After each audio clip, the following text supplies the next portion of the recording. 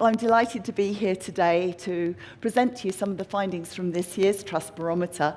You will gather, and you've probably heard quite a lot of British accents on the stage so far, and you have another one.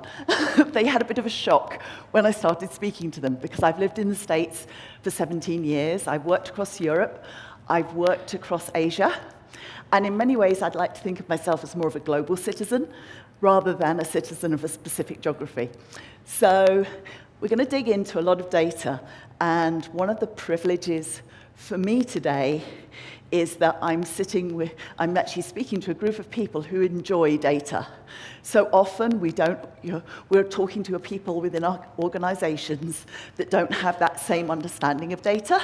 So it's an absolute delight to have an understanding audience. So to sort of like set the scene a bit for this year, if we think back to the latter part of 2016 and we think about 2017 so far, I think it's fair to say that there's been an almost incredible, unimaginable upheaval.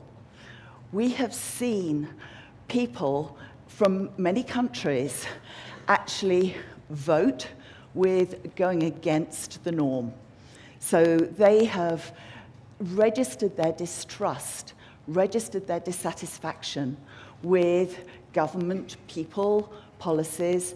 We have seen them elect reformers or outsider candidates into office.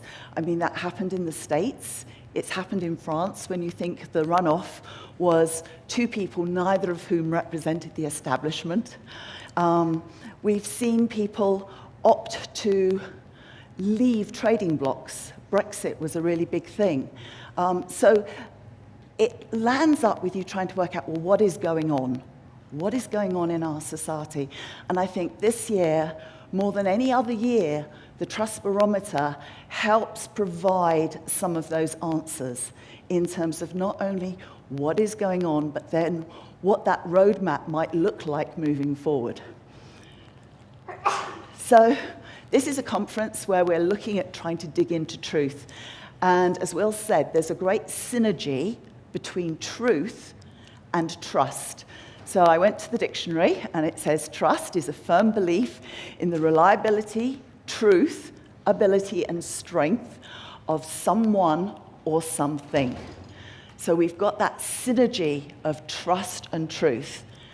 And when we look at the barometer, it's a really rich database. Sorry if this is a little small for people, but we've been doing this for 17 years.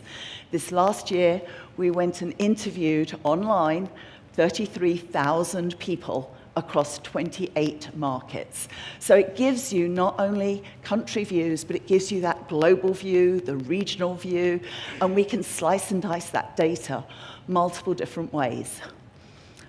I'm going to primarily focus on the general populations, that's general online population, that for most countries is fairly realistic in terms of the sample that we're looking at. Some of the countries, it might be slightly off, but it's a good, robust example. We then also have the ability to look at it from an informed public point of view, and those are people who are in the 25% percentile of top 25% of earnings. They are better educated, they consume media, and we call those our informed publics. And then the mass population are those within the general population that we survey that are not informed publics. Very straightforward. I said we've been doing this a long time. We started in 2001. And we've seen some themes come through year over year. So Will mentioned about the whole power shift that's gone on. So in 2005, we actually had the situation where we saw the shift of authorities from government to peers. All right. In 2006, we saw it shift further to a person like me, person like you. And you may remember that year, for those of you who were around, Time magazine, who has its personality of the year every year, that year had a mirror on the front for it to be you. We've Fast forward to 2015, and one of the things we found then was that people found innovation was moving too fast, and that trust is really essential to innovation, that people need to believe in it, it needs to be better for them. Last year, we found that growing inequality of trust between the mass and the informed public. And this year, it's really got to crisis point, and we're going to dig into that. Looking last year, what we found is that overall, we actually interview 4 different constituencies. So we looking at trusting government to do the right thing, business to do the right thing, NGOs, and media. Those are the 4 constituencies we look at. And we can then dig into them further. And what we found is that globally, trust has been eroded. So it's gone from 50, which is bordering trust, down to 47 globally. What is more interesting is the number of countries this year where there is a distrust, which is less than 50, compared to last year. We've seen it growing, such that now 2 in 3 countries are now distrusters. So that is continuing to grow. But then we can look at where that is happening.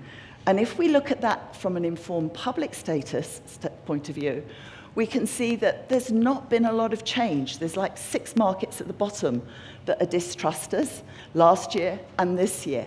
And we can find that trust is actually globally exactly the same at 60. So we know that the erosion of trust is within the masses. And here we're looking at it this year, 15-point difference, 60 to 45, from informed publics to mass population.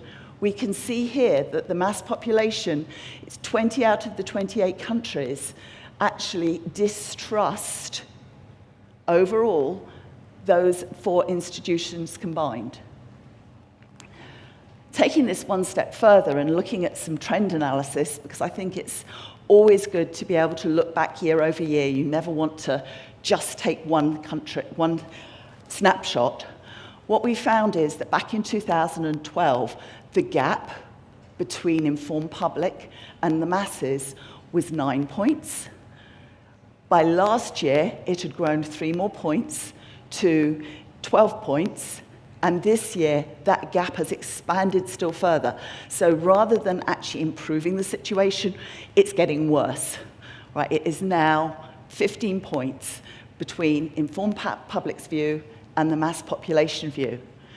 And in the midst of that 15 points, that's the average across them all, the US is the worst culprit with 21 points, followed by the UK at 19 points, and then France at 18 points.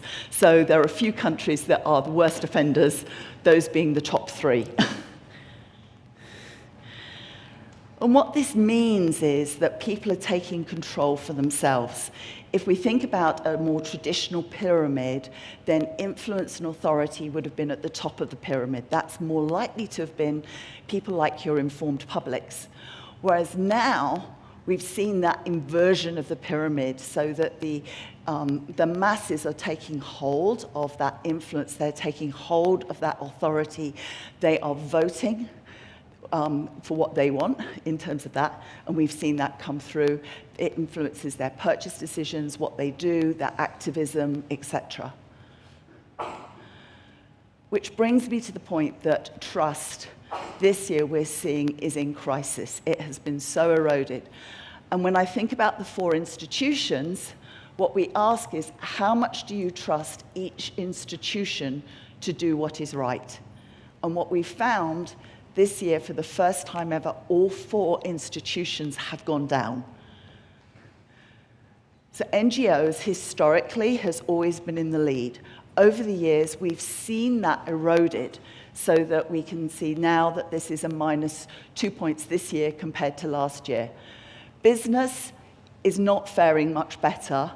It's reduced one point, and it's just above the distrust level at 52. media has imploded almost. Like we see it's gone down 5 points from last year. It wasn't in a good place last year. It's even worse this year. People now are moving away from social, from traditional. They're looking more at social aspects like that. And government, likewise, has reduced again.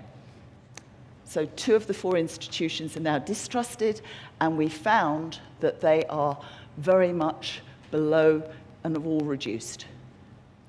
So I'm going to look quickly at media and business because I feel that those are probably the most relevant to this audience. When we look at media, we can see how many, like 23 of the 28 countries, now are in the distrust. And that's 82% of the countries. And 17 of those are at an all-time low. When I look at the far right, we've got the total globally, which has dropped 5 points, and then the GDP, where we look at the US, Germany, UK, China, and Japan. What's more interesting, though, is all these black dots, and you can see it's not just moving down 1 or 2. We've got Ireland, -10, Australia, -10, Argentina, -13, UAE, -15, Canada and Colombia, -10, Mexico, -11. We're seeing double-digit shifts in terms of trust in certain markets. And even in others, we're not seeing great growth. You know, it's like +4 is the most for Indonesia. US is stable. UK was -4. But you can see the erosion in trust that's going on in media. And you think about all the discussion about fake news and some of those things, that it's hard now for people to trust the media in the way that they used to. When we look at business, it fares a bit better, but it is still highly distrusted. So we've got distrust in 13 of the 28 countries and declines in 18. We're not seeing the double digit, but like Argentina is still -8. We have got -9 for Mexico. So again, trust in business to do what is right is eroding. Added on top of that, trust in leadership is eroding. So if we think about business, now the credibility of the CEO is down at 37%. And that's a massive drop, as you're going to see later. So we've got that drop. In a government official, it's 29% would have credibility that a government official would do the right thing. I know Matt talked yesterday a little about the echo chamber, and I think that's part of what's feeding into it. So it's actually accelerating. We like to read news that we relate to, about that's very similar to ourselves, rather than actually maybe broadening our minds, etc. I know for me, I make sure I read a plethora of news from the left and from the right in order to make sure that I get a balanced diet. And this is some of the stats that have come out from the echo chamber, that now people are not so interested in the truth about facts. Half-truths will do. That 1 in 2 people would support politicians they trust to make things better for them and their family, even if they exaggerated the truth. Likewise, the whole bias filter, that 53% do not regularly listen to people or organizations with whom they disagree. They're closed minds on it all.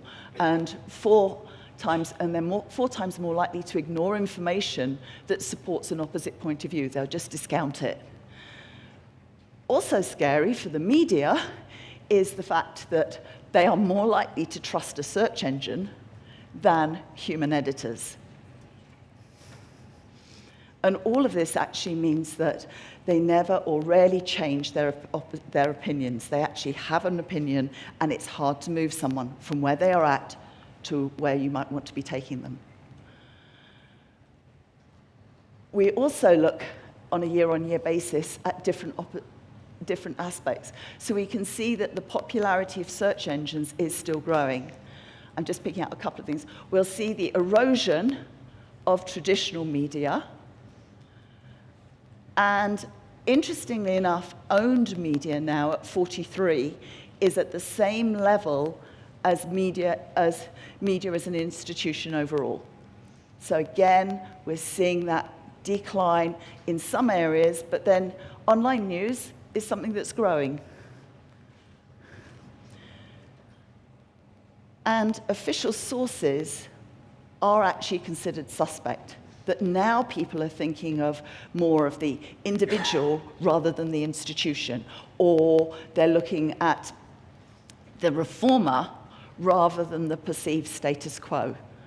They're considering leaked information more credible than a company press release. So there's this whole thing going on in the background of how people are consuming and what they see to be truth. I mentioned earlier about CEOs. You can see now that CEOs actually dropped another 12 points, and all credible experts dropped this year. But what is interesting, for the first time ever, is that a person like me has the same level of credibility as a technical expert or an academic expert. We've never seen an actual individual have that level of credibility before. So I think it's fair to say that business is on notice. It provides an opportunity, but we need to actually consider how we can play in to this world. And a lot of the time, and if you think back, if you were in the US, some of the narrative that went on around the election, a lot of it is that people have all these fears. They have these fears about losing their job, about their lack of training to transition to another job, their ability to, for foreign competition to take their jobs, or even as much as automation, and we've seen a lot of that as well. So people are living with these fears all of the time, and again, I mentioned a couple of years ago where we saw that the pace of change in business and industry was considered too fast. And people are equally concerned about that. Now more than 50% did, and 50% felt that globalization is taking us in the wrong direction. To dig into that a little more, when we look at it, these things might be counterintuitive, but when you think of them, get into that mindset, they make more sense. So nearly 1 in 2 people agree that we should not enter into trade agreements because they hurt our country's workers. It's that protectionism that is going on. 63% agree that we need to prioritize the interests of our country, whatever our country means, over the rest of the world. 72% think that government should protect jobs in their country and local industries, even if it means a slowing down of the economy. That filters through into different industry sectors. So if you're in pharma, 82% agree that pharmaceutical industry needs more regulation. So again, that's protecting it, as it were. 70% think that there should be tax on unhealthy foods. 53%, financial services always comes in somewhere. They're often the bad person in the mix. And 53% say that they do not agree with the steps that they've taken for reform. It's expected to lead business, and there's that opportunity, both locally and nationally and globally. So there is that whole aspect of agreeing to actually invest and improve the environments in which you operate, because that gives you that license to operate. It's not just in a silo. And there's that opportunity to act. We have to act, because if we don't, others will take it out of our hands. So the first part is we actually ask people about what you should be doing and what you shouldn't be doing. And these are the top 5 what you shouldn't be doing, which is the do no harm. So for those, we are looking at things like don't pay bribes, pay your taxes, don't overpay your executives, don't overcharge for products, or reduce the quality of the products. Those were the top 5 of what you should not be doing. But then the question is, well, what should you be doing? Funny, you should. And when we look at that, the first one is treat employees well. offer high quality products and services, listen to customers, pay its fair share of taxes, so that's the opposite of it, and ethical business practices. The interesting thing about this is those are what they are across the general public. We saw a 9-point increase in these where people believed the system was failing. So where the system's failing, there is that crunching of it becomes even more important to treat employees well, etc. And sometimes that means we have to think about doing things a bit differently. So when we're looking at doing things differently, we need to think about new models, ways we can go about making things happen. And that means, obviously, things like listening become really important to understand your customer, to understand what people are saying. Sometimes it is to actually mitigate risk. Sometimes it's for protection. Sometimes it's for promote. We need to think about and identify what the business needs are, and then look at what the impact is on society, understand what those impacts could be. Learning without bias, not actually having our own filters, but actually learning with an open mind, going out. I'm a researcher, so going out, finding what people really think, rather than just assuming they think one thing. Then it's providing the context. We heard about that yesterday, how context is so important, and engaging openly. When we've done that, it then gives us that permission to act and to advocate for what it is we're looking to do. And then we've got to think, so that's the what, now's the who. And one of the things that is really interesting for us this year is that when we look at different areas within a business, so that might be treatment of employees and customers, innovation effect, partnership programs to address societal issues, what we found this year is that employees came top, even on financial earnings and operational performance. They actually came top as some of the best spokespeople. So we are sitting in our businesses with a wealth of talent to leverage in terms of our employees to actually spread the word. So it's talk with, not at. And when we look at this, I think this is important that we've changed that model. I mean, this is a social media conference, and people understand how important it is to engage in conversation rather than do the traditional press release talk at. And so what we find here is that when we're looking at the difference between spontaneous speaking or rehearsed speech, the preference is that spontaneous, 57%. When we look at the blunt and outspoken versus the diplomatic and polite, and of course I fall in diplomatic and polite because I'm British, but when we look at the blunt and outspoken versus diplomatic and polite, it's that get it out, blunt and outspoken, not necessarily thinking through all the words. This one I struggle with a bit, but then I had to think about it because personal experience versus data. And I think we've had some great examples of that storytelling and personal experience. But being someone who works in data, seeing that less than the personal experience, I think, oops. But then I think, but we're using the data to prove it. So I think that's all right. And then we've got the company's social media versus advertising. So this whole economy is turning on its head, and we're seeing that go more further and further. So it's with the people, not for the people. Yeah, it's taking people with us on our journey rather than doing it for them. It's allowing people to participate. And that is really changing the economy. So when I talked about that shift from the old model, where you might have had the influence and authority at the top of the pyramid, moving to the current tension of the masses having the authority and influence. I think it's getting to the new model of actually it's being with the people, so that the institutions, business, media, government, NGOs are working along with people rather than it all being siloed. And we've got a model to show this, where it's putting people at the heart of what we do and blurring the edges between business, government, media, and NGOs. And understanding that we all have a responsibility. So if you're in business, it is not just for economic benefit, but it's to influence public policy.